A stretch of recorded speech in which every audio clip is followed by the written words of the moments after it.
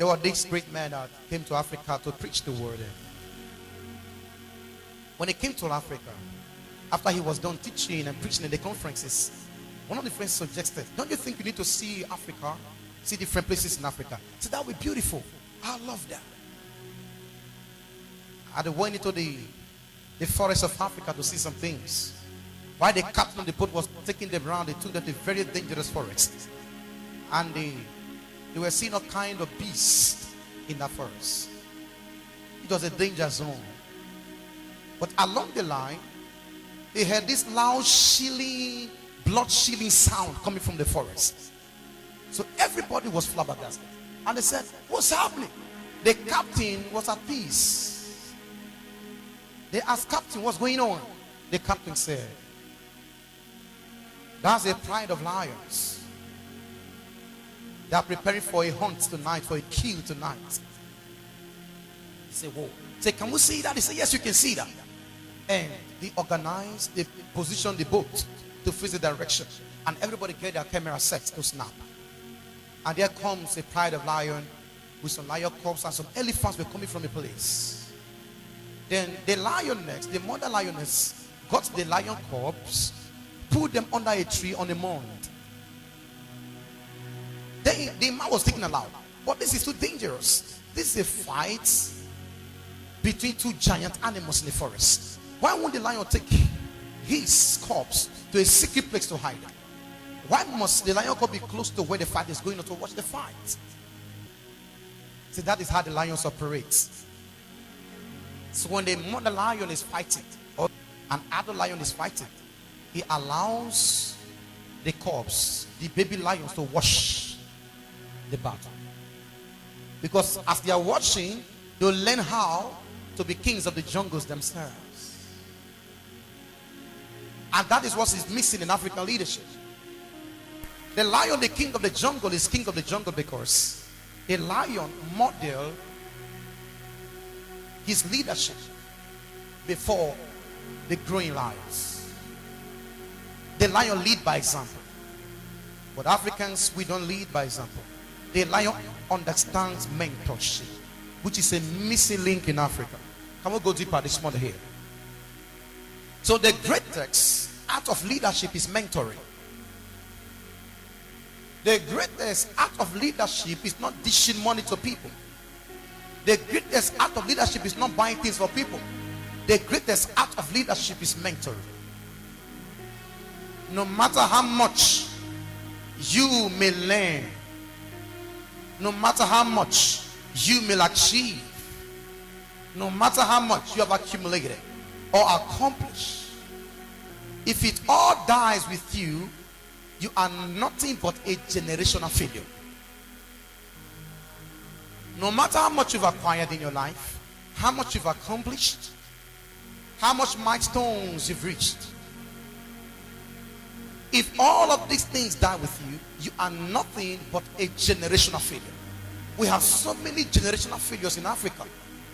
They die with everything they've learned. They die with all their distilled knowledge. They die with all the wisdom they gathered over the years. They die with all the anointing. They die with all their insights. They die with all their skills. The art, A-C-T, and art, A-R-O-T, of mentoring are the highest manifestation of the highest level of maturity and self-confidence in a leader. The art and art of mentorship are the highest manifestation of maturity and self-confidence in a leader. So any leader who is not mature, who is not self-confident, don't believe in mentorship. That's a big word. Any leader who doesn't believe in mentorship is an immature leader, a poor self-confident leader. That is why you see the spirit of insecurity. You see these qualities in leaders who are not self-confident. Number one, insecurity, low self-esteem, poor self-concept, and devalued self-worth. All these marks leaders who are immature and non-self-confident. And because of immaturity and lack of self-confidence, They are self-preservative and self-protective. Any leader who does not want anybody else to infiltrate into his or her circle, to possess what they have, to be in position they've been, is an immature leader, and it's a leader who lacks self-confidence. So they have this self-concept, they devalue self-worth, low self-esteem. So because of all that, they are very self-preservative. They believe in creating followers and not leaders. The goal of leadership is not to create followership. The goal of leadership is to produce other leaders. Now come the question, the African question. How many leaders do we have in Africa? Now election time is here. How many leaders have projected their successors to be elected into positions? That's why this is the greatest failure of the African leadership. And the spirit of insecurity produces fear, suspicion, and distrust in the leader. Anytime a person is insecure, they suspect people a lot. They have this negative perspective to every personality. Just know such people are insecure people. You might be in a high position, yet you are still insecure. There are so many people who have personalities, but they have insecurity problem. They are suspicious. They suspect anything. And they are full of fear. If I empower this young man, if I empower this young woman, are you sure he's going to respect me? She's going to respect me. My friend, you can never lose respect in the sight of those who you make.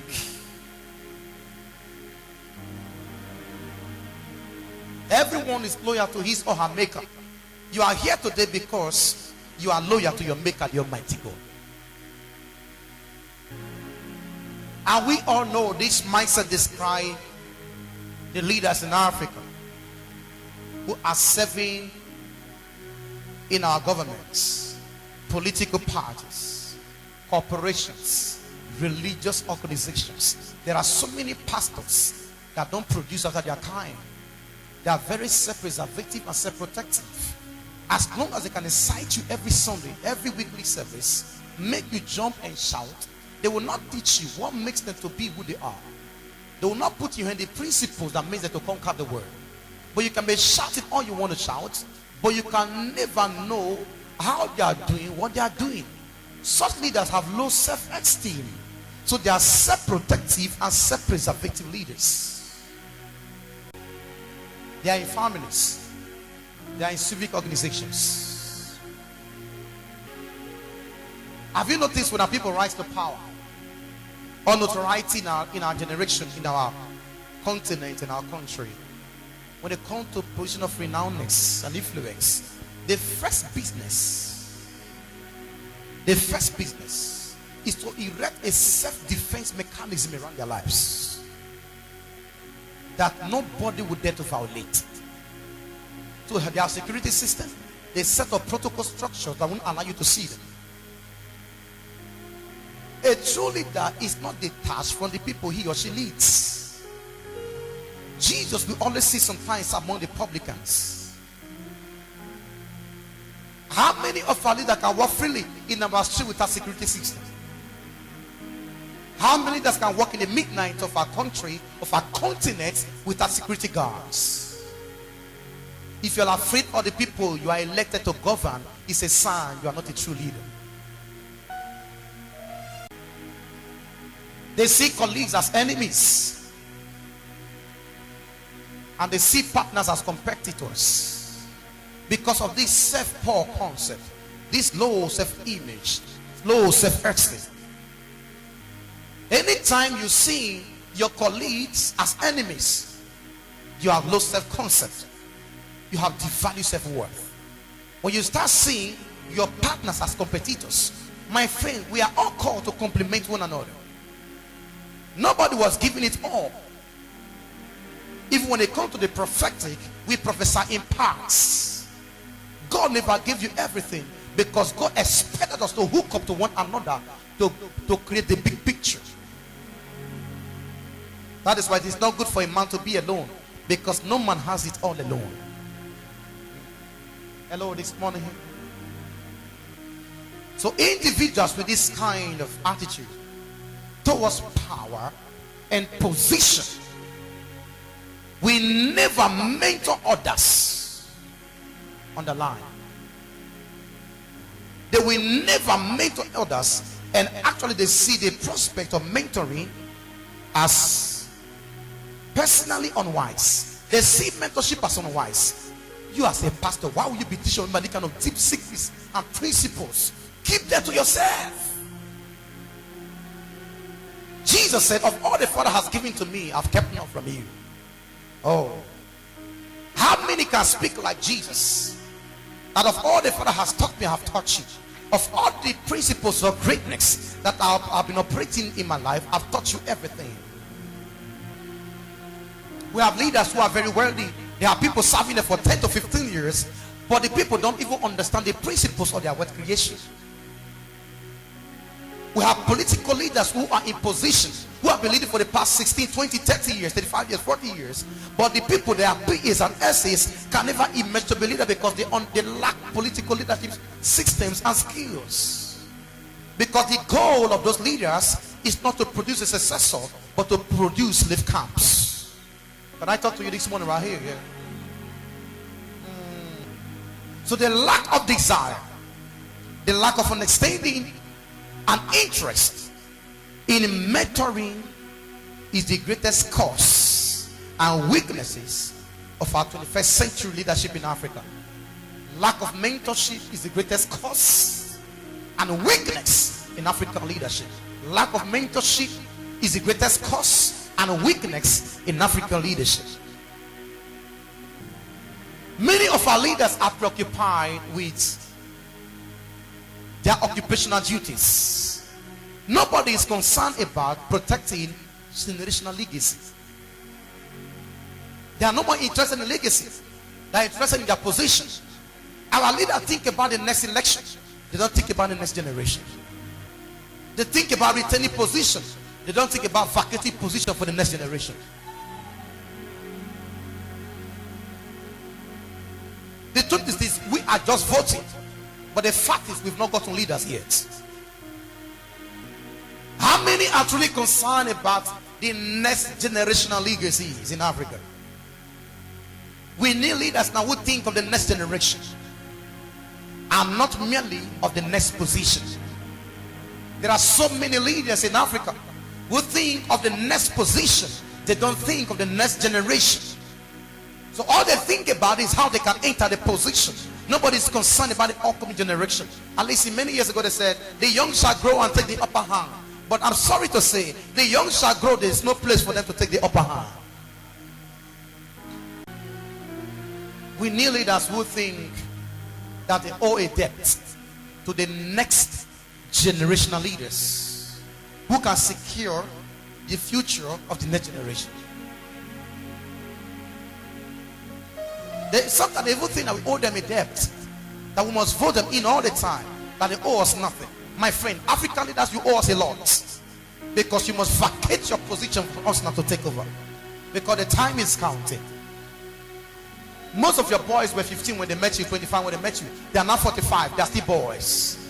50, they are still boys. 60, they are still boys. If you were treated like that, will you be in the position you are today? That is why, as a young person, the next generation think like the Apostle Pauls. Not everybody will call you, you should follow. Not everybody will give you something you should follow. Only follow masters who are like Jesus. Follow me, for I will make you. If they are not makers of your destiny, they are not worthy of your followership. We need training for the next stewards of our generation, of our continent and our country. That many of our leaders are more dedicated to money making than to history making.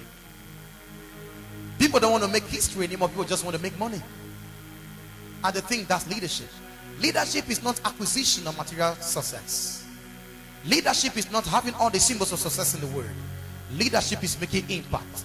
Leadership is creating other leaders. Leadership is making history. Because posterity in life is more powerful than prosperity. For the good name is much more precious than precious ointment. Can I talk to us this morning right here? There are wall of walls that do Nnamdi Azikiwe, the Gandhis, the Martin Luther King Jr.'s, the Nelson Mandelas, and the list is on and on and on and on.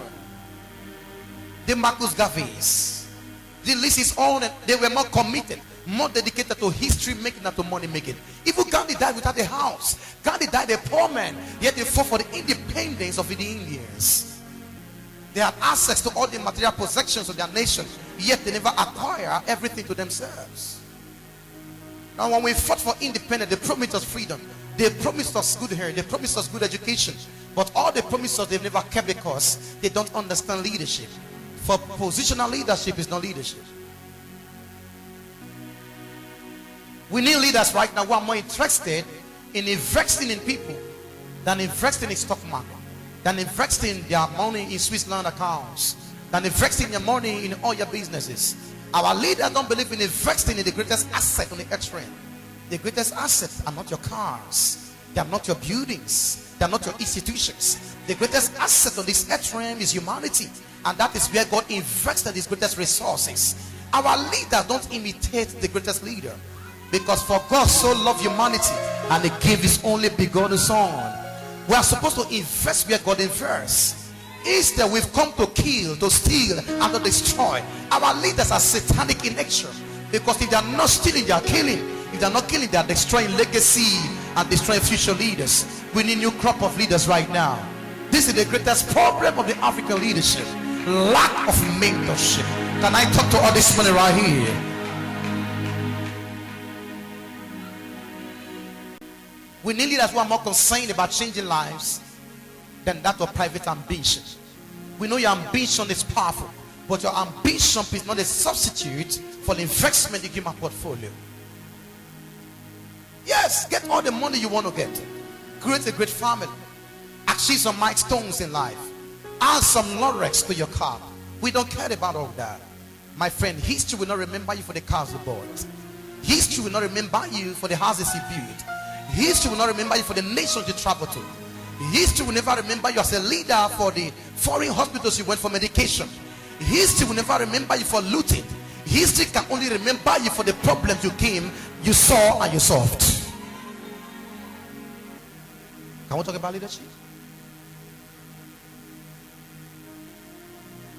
Because sometimes you might be fooling yourself thinking you're supporting a leader, not knowing you support another fool who claims to be a leader.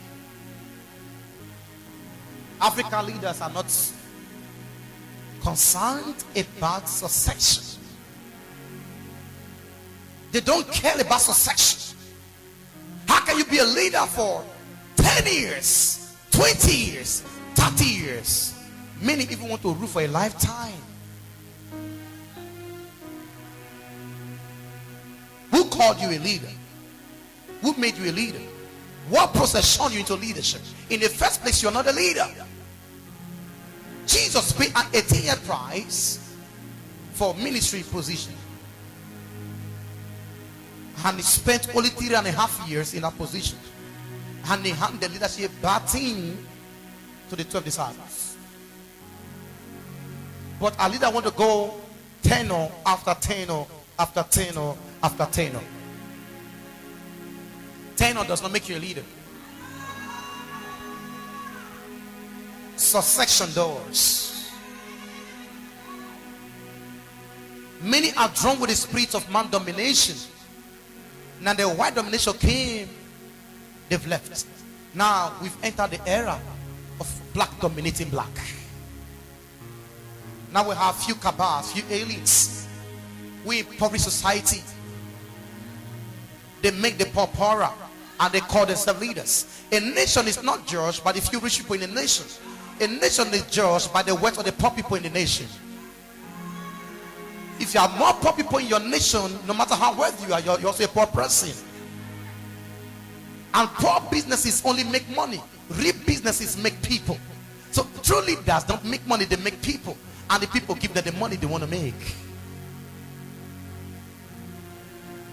We have seen ministers of education, ministers of health, go to our hospital, there's no health there. You know, you get sick, and when you get there, education is not working. Politics is not designed not to elect leaders. Politics is designed to celebrate rogues, thieves who understand thievery. I believe one of the marks of leadership is value system. What makes you a leader when you lack values? Jesus, the great leader, said, "For the king of darkness cometh, and he has nothing of his own in me." When we call you leader, can we find corruption in you? Are you a criminal? Hello? Do you have clean records as a leader? You know, in Africa, we kill the small thieves and we celebrate the big thieves. My friend, a thief is a thief, whether small or big. Now, it's high time we call a spade a spade. It's high time we say things the way they are. Many are concerned with positional clinching. All they want to just to clinch to positions. If you are truly a leader, you don't need force to be enthroned. Your antecedents, your results will speak volumes for you. Because position is a reward for past performance. If you have been performing before, the society citizens will reward you with a higher position. But when people don't want you to enter their position to lead in, they don't want you to lead them anymore. It's a sign that you have poor performance in the past. You know, like Jesus was one day with the disciples. Then the mother, I think of James and John, right, brought the two brothers. He said, "Master, I know you leave me soon. Put this my son at your left hand side and this on the right hand side." And the other disciples were furious. They were hungry. Jesus never said a word, but he responded with a leadership statement. He said, "He who wants to be the greatest amongst you all should be the servant of you all." He said, "You don't become a leader by shortcut." He said, "For you to be where I'm going to be, you have to drink of the cup I've drunk from." But there are leaders who have not tasted bitterness. There are leaders, they've not tasted anything in society. They've not been through any process. How can you feel the pain of the people you lead when you've not been through the pain? Hello here. Now we don't have lights, but they have standby generators. How can they feel the impact of darkness? How can they fight darkness in Africa? Now they go to foreign hospitals to treat themselves. If their wives and kids are going to the same normal hospitals, our hospitals will be better. They are not supposed to lead us because they've not drink of the bitter cup of Jesus. The highest manifestation of leadership is to identify your replacement. I begin mentoring him or her. I ask all our African leaders this big question: who is your replacement? They are senator, who is your replacement? Governor, who is your replacement? Chairman, who is your replacement? Councilor, who is your replacement? Pastors, who are your replacement? Business moguls, who are your replacements? That you picked up when God blessed you the first time, and you'll be mentored to replace you down the line. Jesus took only 3.5 years to train his replacement. Now you've gone for many tenors. Most of them even gone through military leadership. They entered military leadership. They are not yet tired of position. Why? Because they don't have successors. Success is the production of successors. Who am I talking to this morning right here?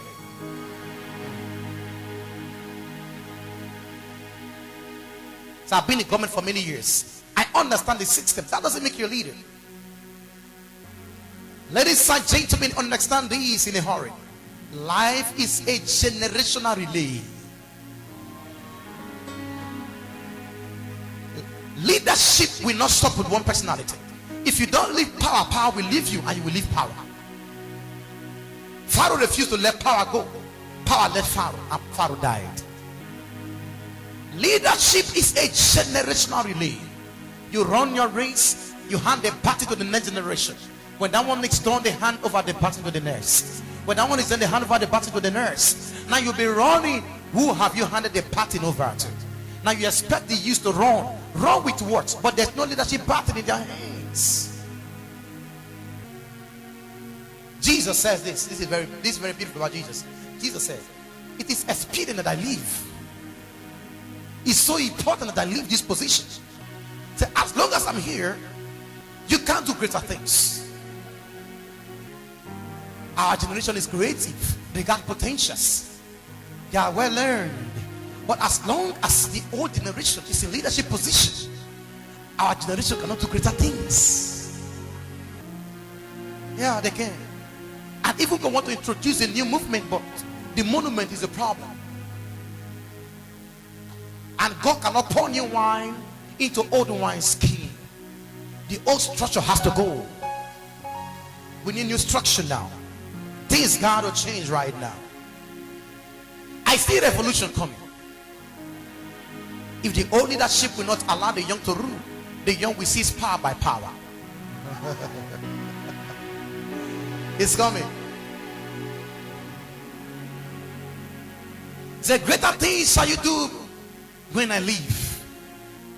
There are many pastors who can give microphone to their junior ministers to preach.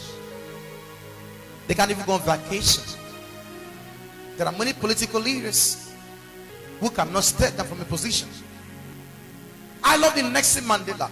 After the fight of 27 years, he ruled for only 1/10 or 7, handed the baton to the next generation. Sometimes it's a challenge to me. Our present leaders are not the ones that fought for our independence, yet they want to kill independence.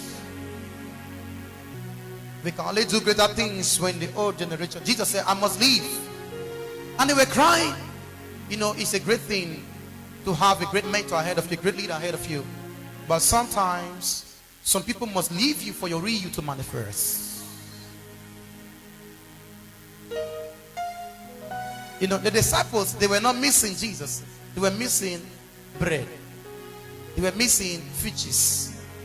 They were missing the miracles. But they forgot the fact that in them is the ability to do miracles if only the master leaves.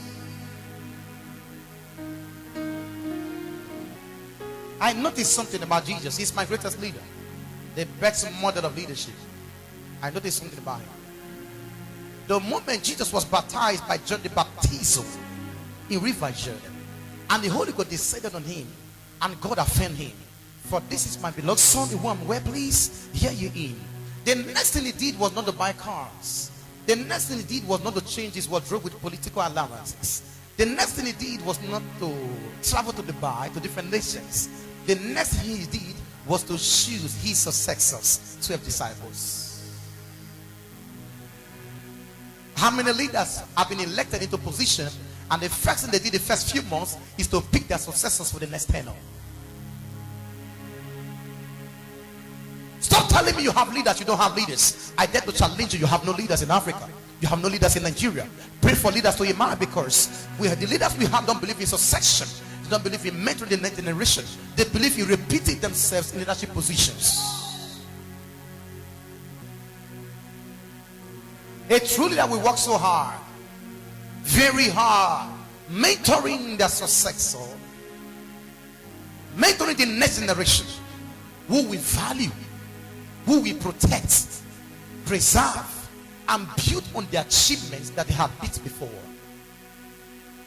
A good leader will work so strong. Have you not seen instances of rich men, wealthy people who never believe in succession?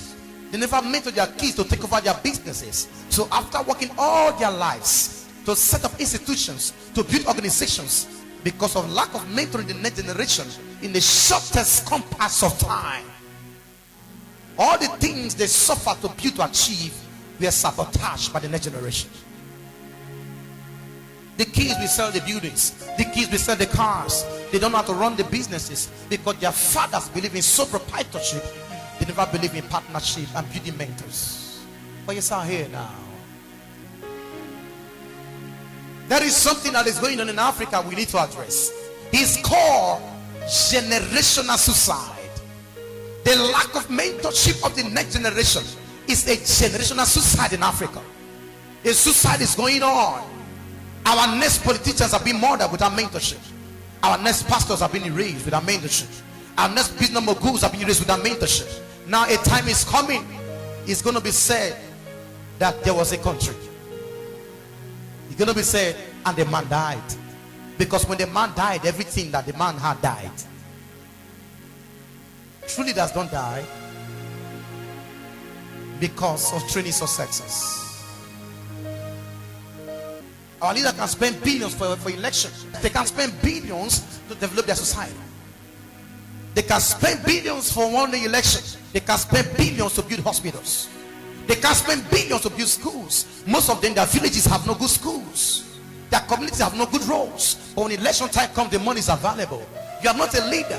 You are a dealer. We don't need dealers anymore. We need leaders.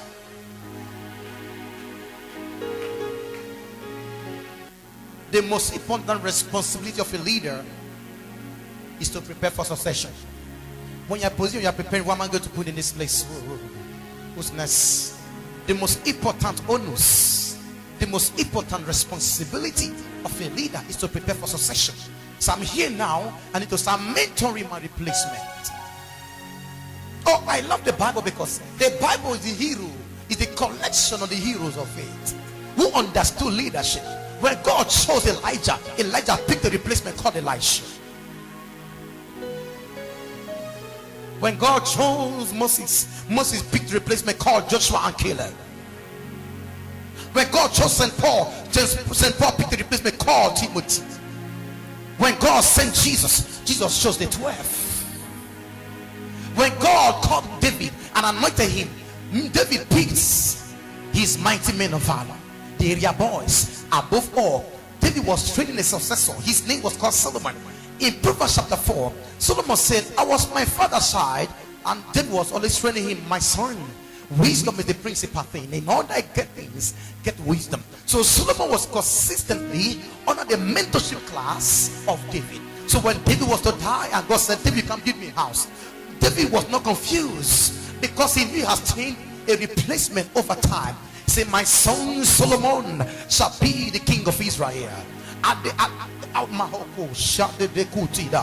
If God strikes you with sickness and you're about to go today as a leader, can you say, I have a Solomon that can build the temple that I couldn't build?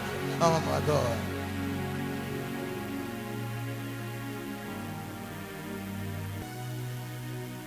Where are the Elishas of African leaders? Where are the Solomons of African leaders? Where are the Calebs of African leaders? Talk to me about it. Permit me to say that we don't have Elishas, we don't have Solomons, we don't have Calebs, we don't have Joshuas, we don't even have 12s. Our leaders, no, they can't even produce 12. Oh, I'm sorry to say that. They can't even produce 12 because they've not even given us one year. Tell me a president who was a president for only one tenure and produced a next and left position for the one. No. Tell me a governor who was certified with one tenure and left for the next governor. Tell me any leader in Africa, if they left position, they were voted out of power. They never left power willingly. So our leaders are power drunk, they're not impact drunk. But the time is coming, a revolution is on the way. It shall be written in the annals of history and something change in Africa.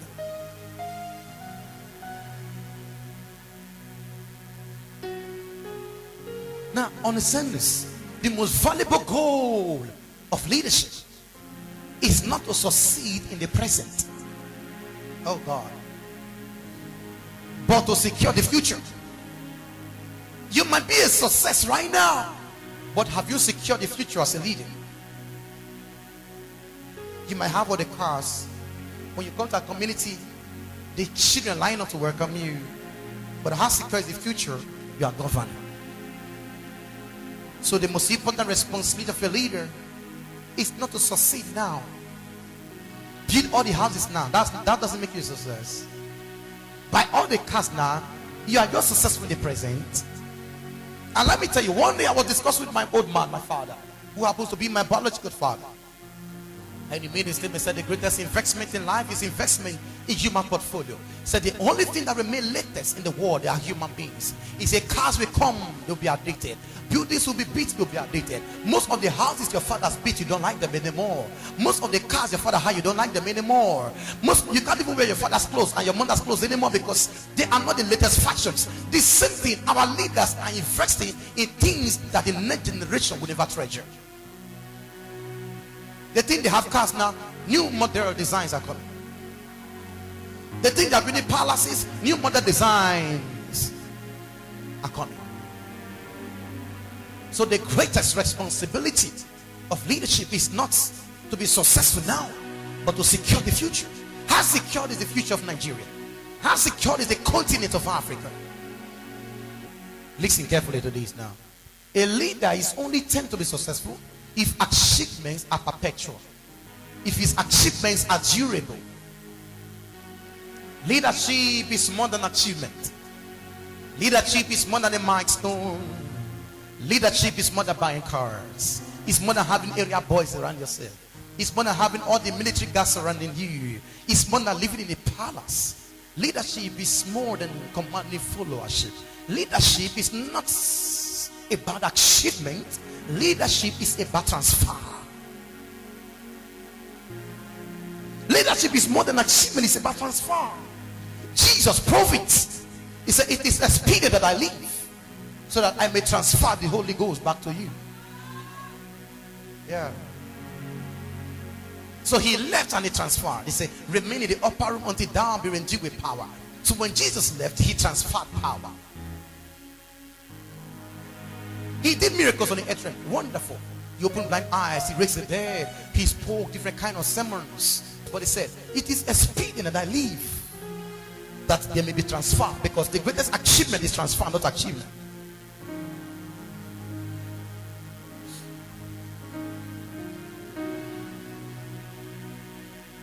So it is not what your leader now has that makes him a leader. It's what he's transferring that makes him a leader. There are many who are worthy, but they have poor people all around them. God is going to judge them like the rich man and Lazarus, because God judges the worthy by the way they treat the poor around them. The tool of power is a tool to solve the problem of injustice. But many use power to execute injustice. The goal of leadership is transfer. Is transfer. Is transfer. Is transfer. It's not achievement. Transfer the baton. The time is counting. Transfer the baton. You have age. How can you be 80 years old and you, my friend, 40 is a mark of mentorship. How can you be above 40? You have 50 something years, 60 something years, 70 something years, 80 something, even 90 something years. It's only African leaders who can be on the wheelchair, yet they don't want to be, they still want to be led. It's only African leaders who can be falling in campaign grounds, and yet we are clamoring for them to be led. It's only in Africa that you see your leader is not productive, yet you want to die for him because of the steep pains you're receiving. You are selling your future. For he that gives you fish, you need to collect fish from him the next time. But he that trains you how to fish and gives you a pond makes you a real owner of fishes.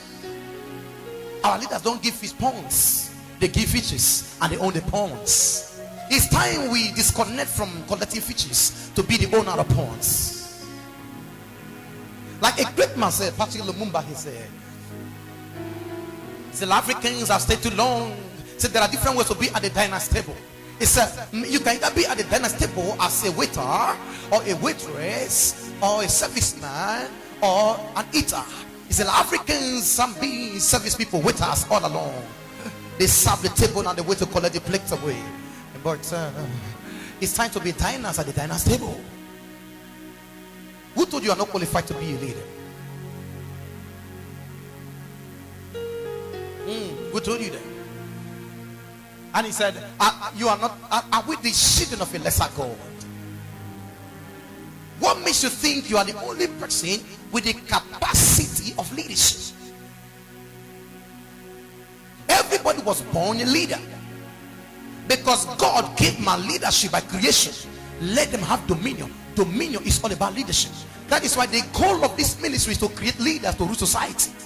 It's not to create members. Membership is not our goal. We may have members through evangelism, through followership and the rest, but the goal of this commission is to raise leaders to transform society. That's our goal. That is why having the larger building capacity doesn't make your church a great church. It is when the people have leadership capacity that makes them a great church. Many have number, but they don't have leaders. Miracles doesn't make people leaders. If I prophesy now from now until Jesus will return and you have all the miracles in the word, that doesn't make you a miracle. That doesn't make you a leader. It doesn't. For Joshua to be the replacement of Moses, it has to be involved in the book works of Moses. Joshua chapter 1 verse 8. For this book of the law of Joshua, he said, for you to be a leader like Moses. Understand this, Moses was a well-read man. In Acts chapter 7, the Bible said Moses was learned in all the knowledge of Egypt. Moses understood Egyptology. He understood geography. He understood mapping. He understood economic management. He understood administration. He understood all leadership structure and systems. He understood everything because he was trained in the palace. He was learned there. That's for you to be the next leader. Subscribe to Moses who are doing things. For study to show thyself approved, a workman that should not be ashamed of his tools. But wait a minute, I'm talking about the older leaders. Let me talk about our generation. We have a generation who are not concerned about legacy and they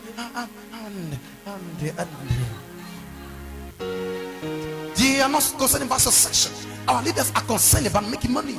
Our people, the next generation leaders, money, they believe in money more than legacy. They believe in boyfriend more than legacy. My friend, let me warn you, if your past leaders were behaving like you, they will never be leaders that they are now. Sometimes they are disappointed at you. Sometimes they can't even find a successor because you are not squaring in to be properly mentored. Oh my God, what am I talking to right here? Because you can only force a horse to the stream. You can force a horse to drink from the stream. Yes, I want to mentor you, but are you ready for mentorship?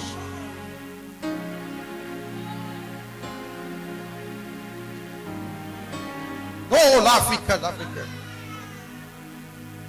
The motherland is crying, my wife recited. Oh, it's time to move from the halfways to full ways. It's time. Look at you. At your age, you're not concerned about the next future. You're not concerned about leadership. You're not concerned about greatness. All you're concerned about is looseness. You're so loose to a point that nobody can recommend you for greatness. We have a generation who don't believe in reading. They believe reading to be stress. They believe mentorship to be torment. They just want to have their way. You can have your way and become a leader. You have to be under for you to be over. The way to going over is being under first. Until you decrease, you can increase. Yeah, you can. Look at our generation. Look at them. How many generations can talk like that to the rubbish things? In my secondary school, I've read 700 books. Most of them have not even read 2 books, 5 books. They move around looking for where to eat. They are moving like the slaves of the colonial masters. Yes, our leaders fail, but you too are a failure. They believe in appearance more than appearance. Yeah, we know you're the biggest girl and the biggest boy of our time, but are you qualified for succession? When the call of history come, who shall I send to become a president? Who shall I send to be a governor? Who shall we send to be the greatest pastor? Who shall we send to be the greatest singer? Who shall we send to represent Africa in the hall of fame of nations? Will you be recommended? Will you be recommended with the way you are living now? Who will recommend your name? My friend, when people are talking about leadership, they go beyond material acquisitions. They go beyond your look. You might look like a leader and not be like a leader. You might dress like a leader, yet you are a slave. You might be eating like a leader, yet you are not a leader. You might be in the best hotels, yet you are not a leader. It's better to be a leader and be haggard. It's better to be a leader and be poor. Like Gandhi, like the next Mandelas. Our generation, they prefer bribe than to legacy. They prefer Yahoo than to process of wealth creation. They prefer boyfriending than to chastity and virginity. Yes, now you can't find virgins anywhere anymore. My friend, morality is power. Take it and leave it. For righteousness exalts a nation, but sin is a reproach to any nation. If sin can reproach a nation, what about your individual life? You know, we hit our leaders hard now. Let's hit ourselves now. You know, there are two kinds of curses in life: ancestral curses and youngestral curses. You know, we know your fathers caused some problem for us, but the problem our generation is causing for ourselves is bigger than the problem our fathers caused. Yeah. It's not your father now that is taking you to that shrine now. It's not your mother that is sleeping around now. It's not your mother that is collecting money everywhere now. It's not your father now that is doing rituals now. It's not your father now that is sleeping pants now. You are the one doing it. So it's we. Our generation, we are the one doing that. Yes, we know that this only thought that limited us, but you limited yourself more. Instead of breaking curses, we're not adding more to curses. Stop casting blame sometimes. Anytime you point a finger, point back at you. Sometimes the problem is not the person we are pointing finger at, is the person we're not talking about. And the person we hardly talk about sometimes are the next generation of leaders, because to be blamed. I know you don't have a model in your home, but can't you grow to become a model? What happened to your self-motivation? What happened to your mental traveling? Our generation is a failure. So later you see students will be in school. The most important thing to them in school is relationship. School is meant for studies. For everything there is a purpose. University for the purpose of education. Polytechnic is for the purpose of education. It is called college of education, not college of relationship, not college of dating, not college of humanizing. It's college of education. And when the purpose of a thing is not abuse, is inevitable. Most of you are abusing your season, abusing opportunities, abusing institutions, and you go in and come like a dullard. The way you went is the way you came back. The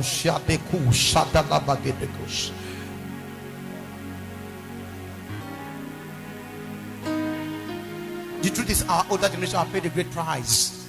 Oh, our heroes passed. Do you remember the Sikwezia Wolowos? Oh, the Sultan of Sokotos, the Shehu Shagaris. He wrote a book, said, I had a vision for Nigeria. The Shino Ashebes, the Wosonika. Look at what she and Amanda is doing. She saw models like Wosonika and Shino Ashebe.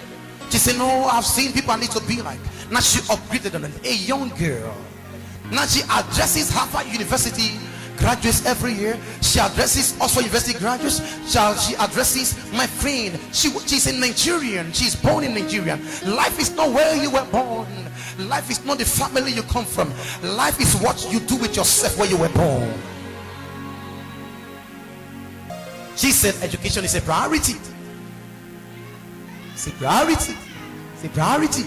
It's a priority. I know nobody to train you, but train yourself. A book is 500, 1,000 naira. If you can make hair of 3,000, you can buy books worth 3,000. Instead of making your hair, make your brain. Because when you make your brain will bring the money to make your hair. My God, can I talk to something right here, right now? Oh God, oh God, oh God. Oh. Abraham Lincoln said in 1926, oh, I will remain in the field of Illinois and prepare myself for one day I know my time will come. My friend, the key to the future is preparedness. There is always opportunity for the man who prepares. There is always a place for the man who is highly prepared. A day is coming that nature, if humanity even oppress you, a day is coming that nature will create a place for you.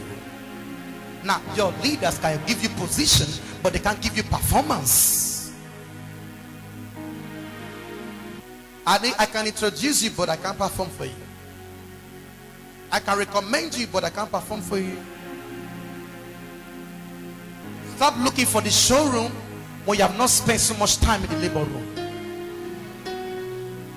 When a woman is pregnant with a baby, I watch my wife. Yes, when I watch my wife. Can I talk a little bit?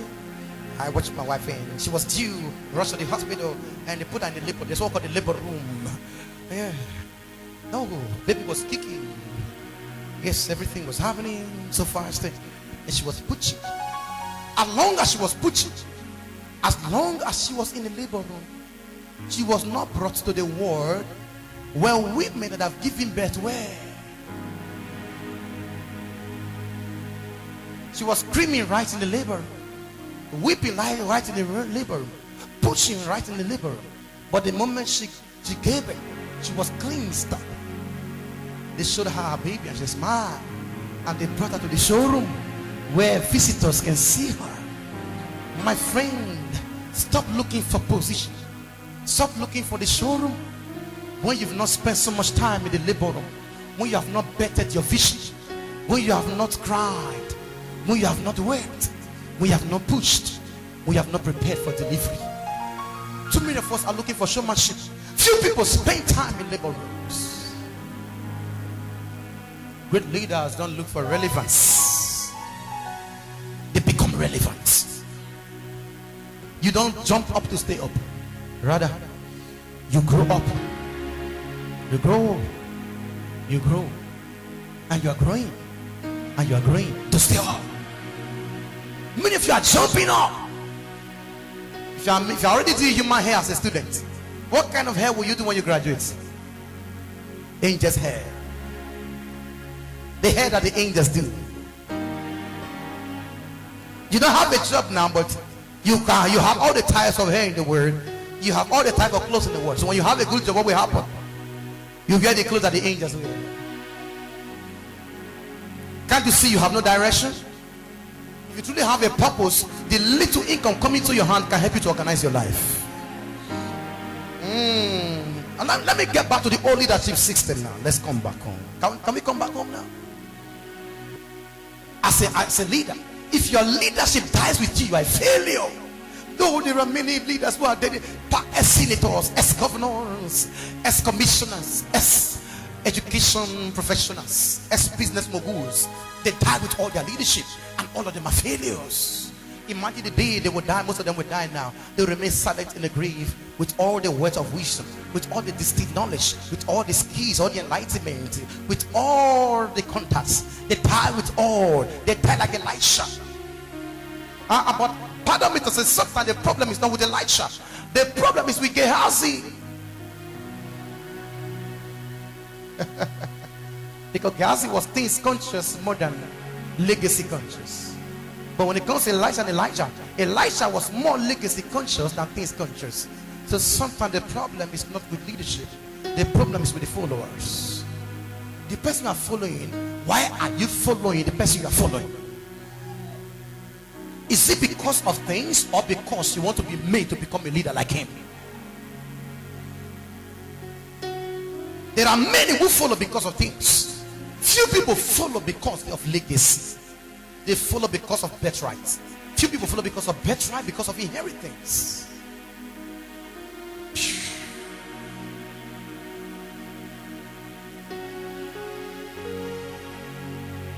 Your leadership should go beyond you if you are a leader. It shouldn't stop with you. It should go beyond you. Your leadership should go. Oh, I love Jesus, my master, my great model. Look at Moses. His leadership went beyond him. He had the Joshua and the Caleb. Look at David and Solomon. His leadership went beyond him. He had the Solomon that beat a big city called Jerusalem. That was the envy of the nations of the earth at that time. Even the queens of Sheba, one of the wealthiest queens that time, came to pay homage to Solomon based on the wonders of Jerusalem. Bible said even his servants were treated with a cup of gold. Look at Jesus himself. The Bible said when he died, when finally transferred the mantle, after a few days, 50 days later, something spectacular happened. While Peter was speaking, disciples were speaking in Lystra language, different languages. The people said, these people are being with Jesus of Nazareth. Their speech is like his speech. So his leadership went beyond him. If you are a singer, are you the only singer like you?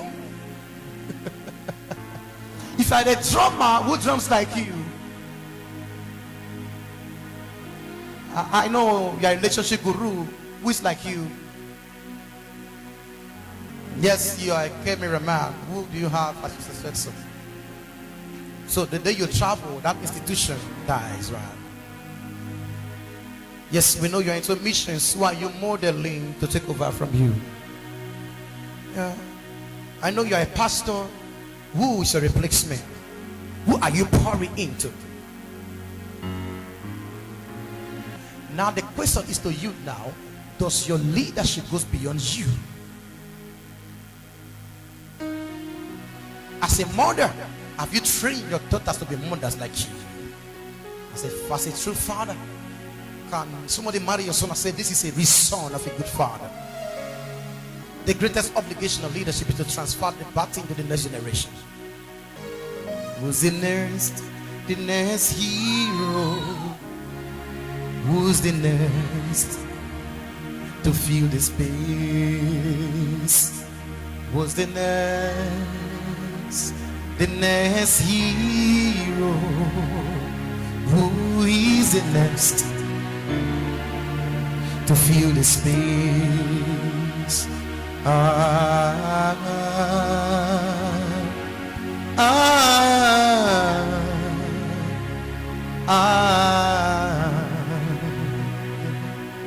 To fill the space. Yes, when do you take balls and no more, and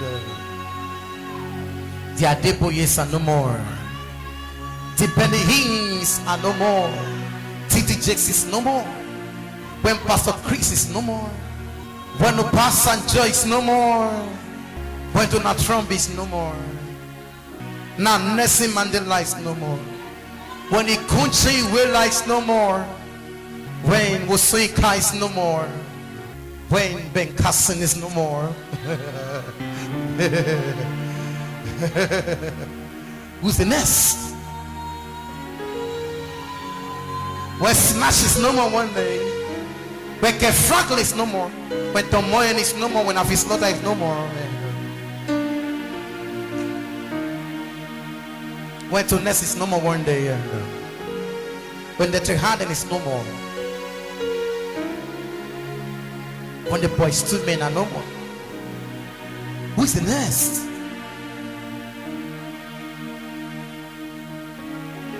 Who's next?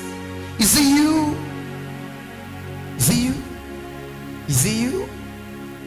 The way you are living, are you sure you are the next? Because leadership goes beyond the tenor. It goes beyond the leader. So who is worthy to receive the baton? Benny Hinn received the baton of Ketrikumer. We did go on the baton of Ida Hosa and the Kenekobland. Now our turn is here. Who is next after these second generational leaders? Who is next? Who is next? Who is next? Talk to me. Who's next? Now, nobody's concerned about tomorrow anymore. Nobody's concerned about the next generation anymore. We don't think about leadership anymore. The question is, one day the leaders you are depending on shall be no more. They shall be no more. They shall be no more.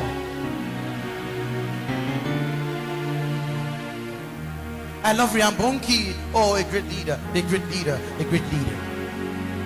He was sent to Africa to pursue the cause of evangelism, winning Africa for Christ. After he has done it for years and years and years, while he was doing it, he picked a replacement, a successor by the name Daniel Kolenda. So he started traveling like a lion, whose lion cause we are watching him from the mound under the tree. And Kolenda will watch him do miracles. We watch him do evangelism. We watch him change lives. There are most of you here. You have leaders around you, but you prefer to be alone. You prefer to be far. You can never be a leader from a distance. Because some things are taught, some things are caught. You want your leader to pursue you, they may never pursue you, because the truth is your leaders don't need you, you need them.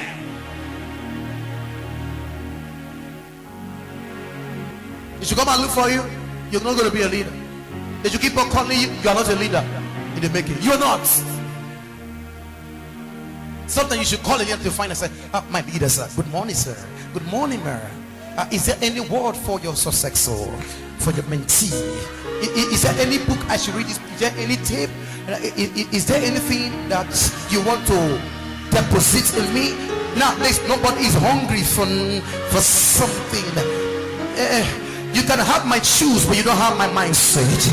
You can have my suit, but you don't have my anointing. You know, you can dress like me, but you are not me, baby. You can be like a big girl, like a mentor, but you're not a mentor. My God, it takes time to grow to become that personality.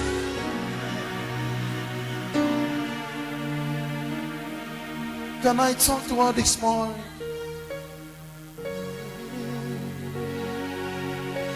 40 days I live with my side. Whoa, whatever your hands find it to do it now. 40 days I live with my son. Be starting season, thus says the Lord of hosts.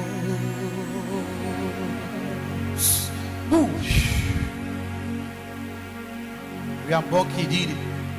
Jesus did it. When God called you, he picked an Abuya alongside Abuya.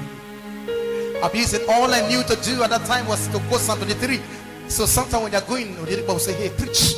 He said, I will just go to the Lord is your shepherd. You shall not want. He maketh you to lie down. So that is all he knew. He said, but by privilege of association, by privilege of followership, the Oyedepo's boy has become Oyedepo's man. Nowadays, guests want to be women overnight. Boys want to be men overnight. Leadership is a process. Leadership is a process. Growth is a process.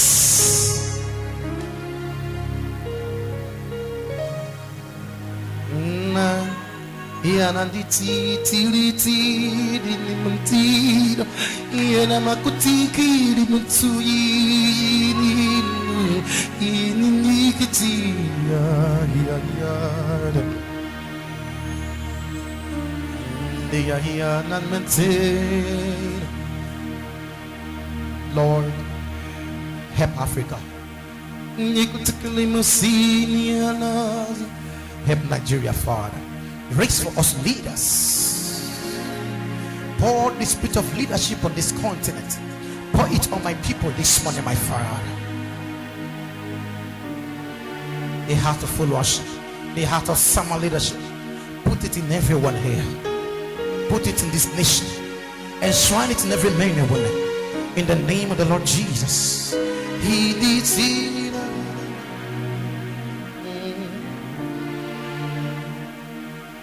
Oh, leadership. The truth is, there are many genuine leaders who want to transfer their leadership, but there is no one. That's why you see many pastors that die with all the anointing. Elisha wanted to transfer, but Gehazi was not ready.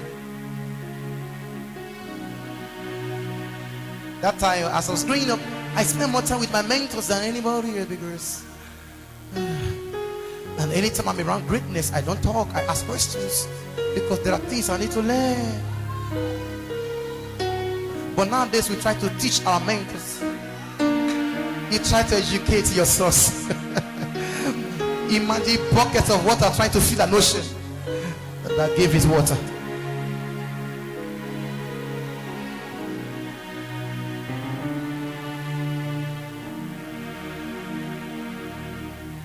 Leadership success is determined by the success of your success, and not by your continual personal success. That's why as a leader, try as much as you can to make your successor better than you. Because as your success, you might be a great star, but the Moses era is up. The Joshua generation is here. Moses era, nobody sees God. You see God, you die. But he sees God, he doesn't die. You know, we have the Moses kind of leadership in Africa. I'm the one that is qualified. I've been in the system for 20 years. We know all that. But I'm glad to announce to you, this was not Moses that took them into okay, it was a Joshua that took them in. Joshua might not see the face of God, but Joshua can lead them in.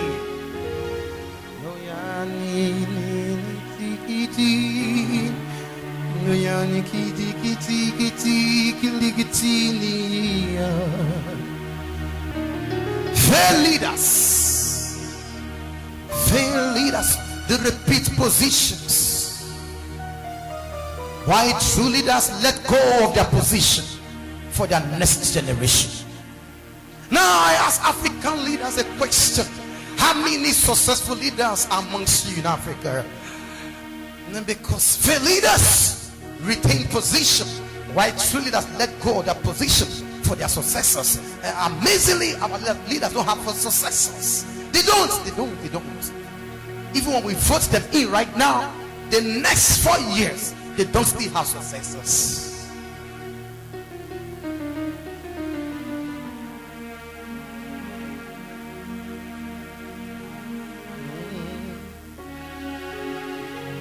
Behave like Jesus. Let go of the pattern of leadership.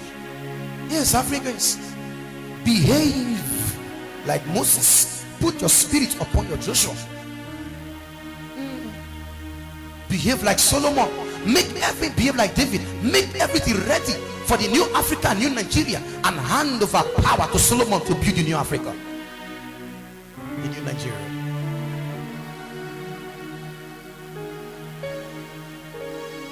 You might say, no, if I leave the position, I'm not going to receive the things I'm receiving right now while in the position. Lie. That is deception from the pit of hell.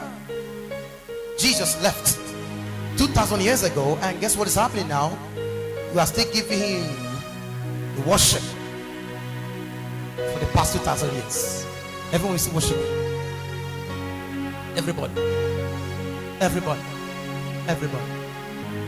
More than 3 billion people are worshiping a leader who left position for 3.5 years.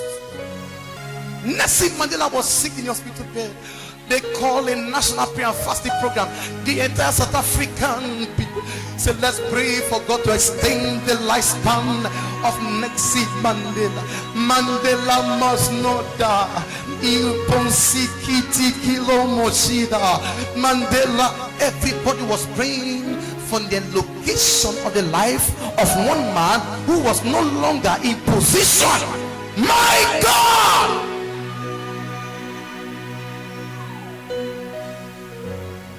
Now our people are even praying now as I'm talking now. Many churches are praying. Some are even praying in the all nights that some leaders should die. Why? Because when the wicked man is in power, a star is hidden and the people suffer and lament. But when the righteous man is in authority, the people rejoice. Yes, the cry of the people is a sign that wrong people are in leadership. My Lord. Yes, let me come back home here. They were praying when Gandhi died. Even the guy that assassinated Gandhi, when he came and he saw Gandhi, oh my God, he said Gandhi. Because they were to do prayer in the morning, and he met Gandhi.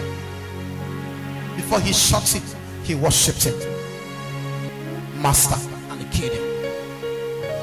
He recognized without this man there is no India. I worship you, Gandhi. The entire India gathered to bury Gandhi. We have seen some leaders that have passed away in Nigeria. Nobody gathered to bury them.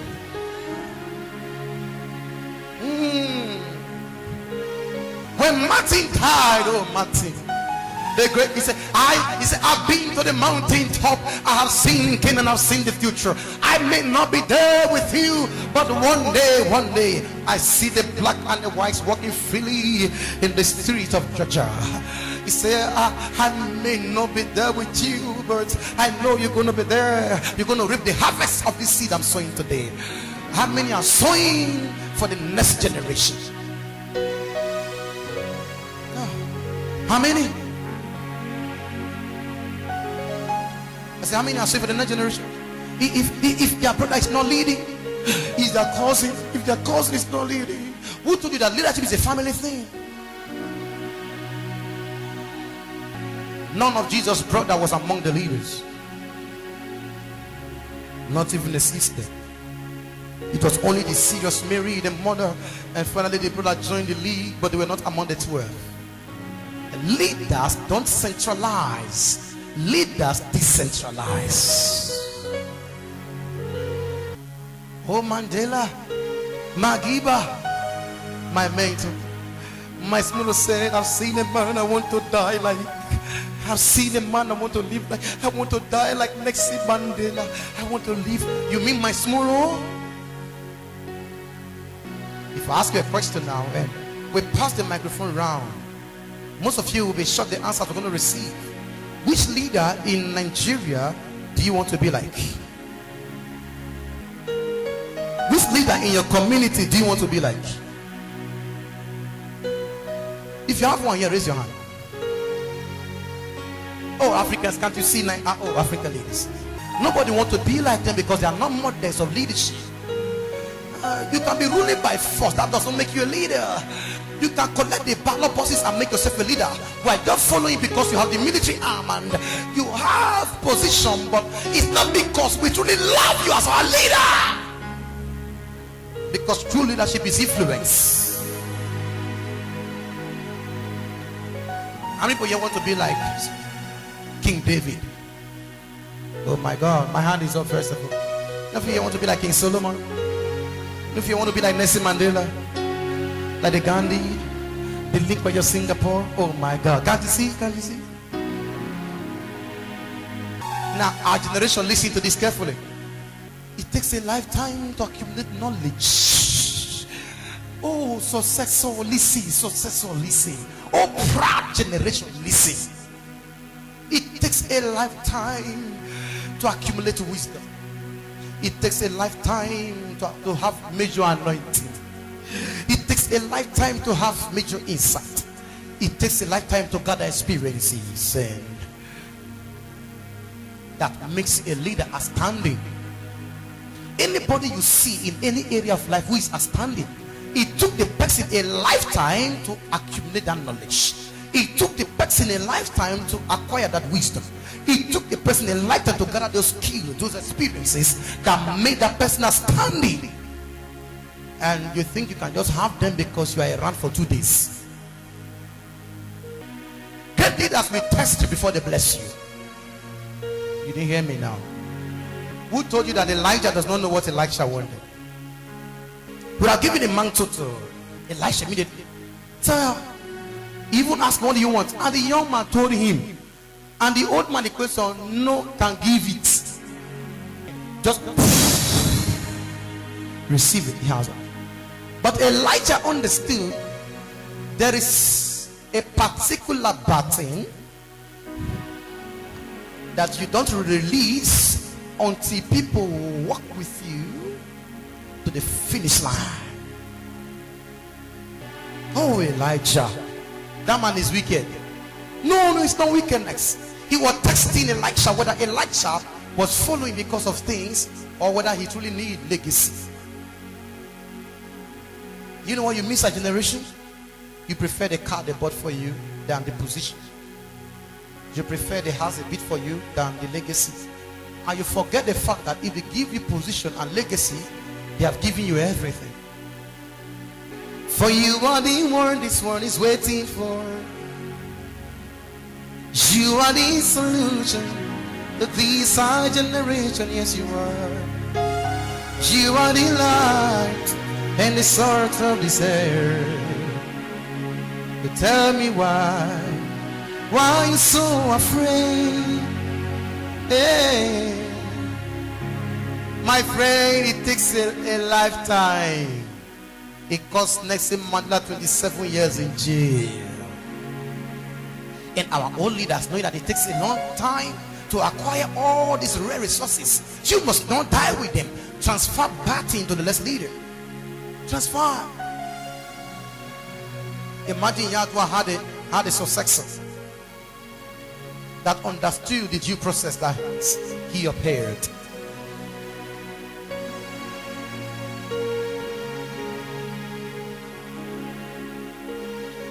I can leave this church for 2 years This church may run successfully. I've trained people. In just 4 years in ministry, I have trained people. When I mean train, I mean train. I've invested. My people know the kind of books to read. They know the tapes to download. They know the tapes to buy.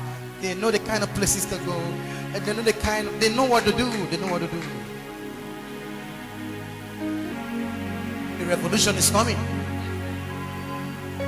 It's already happening. It's time for new leadership. The old order is going.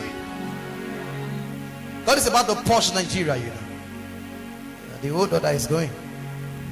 The new order is about to emerge. But the question I want to ask you before I leave you today is, are you prepared? How prepared are you?